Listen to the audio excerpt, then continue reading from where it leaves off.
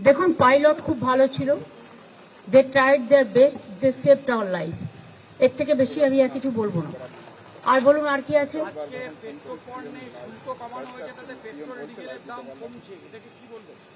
আগে তো কমুক, বাড়িয়েছে কত? বাড়িয়েছে 1000%। আগে সে শাড়ির দোকানে গিয়ে মানে শাড়িটার কত দাম? 1000, কমতে কমতে এলো 400 টাকা। প্রথমেই তো 1000 টাকা বাড়িয়ে দিয়েছে, 1000%, 1000% বাড়িয়ে দিয়েছে। তারপরে এটা শুল্ক কমানো মানে কি দাম কমবে? শুল্কটা %? লোকে পাক, এটা আমি চাই, লোকের অসুবিধা যাতে না হয়। গ্যাসটা কি হলো? 25 দিন আগে লোকের রান্নাঘরটায় আগে তো রান্না করবে, খাবে। পেট্রোল তো অ্যাভেলেবেল আছে আমাদের এখানে, আর গ্যাসও অ্যাভেলেবেল আছে। আমি চাই না আমাদের এখানে হলদিয়াতে যে গ্যাস প্রোডাকশন হয়, সব পুলিশ অফিসারদের চেঞ্জ করে দিয়ে, ডিএমদের চেঞ্জ করে দিয়ে, বাংলায় যে গ্যাস প্রোডাকশন হয় সেই সিলিন্ডার যেন বাইরে না যায়। আর দ্বিতীয় কথা হচ্ছে, আমার এই যে 10 লক্ষ লোক বাইরে থেকে ইলেকশনের সময় ডিউটি করতে আসবে, হাজার হাজার লোক, তাদের গ্যাস দিতে গিয়ে বাংলার লোকের যেন গ্যাসের প্রবলেম না হয়। কেরোসিনটা আমরা বাড়িয়েছি কিছুটা, এবং এই কেরোসিনটা রেশনের মাধ্যমে মানুষ পাবে। তাতে যারা স্টোভে রান্না করে কিছুটা সুযোগ হবে, কিন্তু আজকাল বেশিরভাগ মানুষই গ্যাসে গেছে।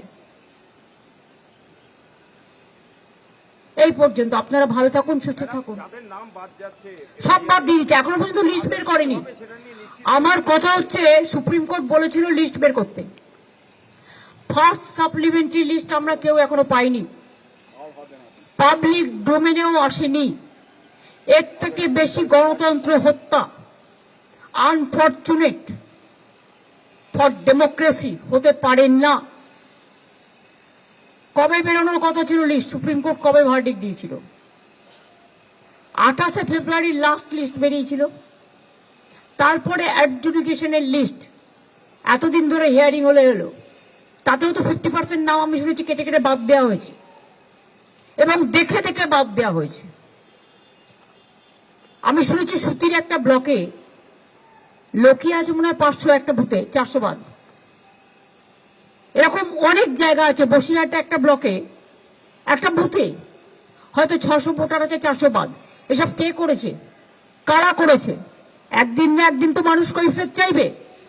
বুথের পাটা থাকলে আমি বলবো লিস্ট বের করুন আগে, মানুষকে জানতে দিন কার নাম আছে কার নাম নেই।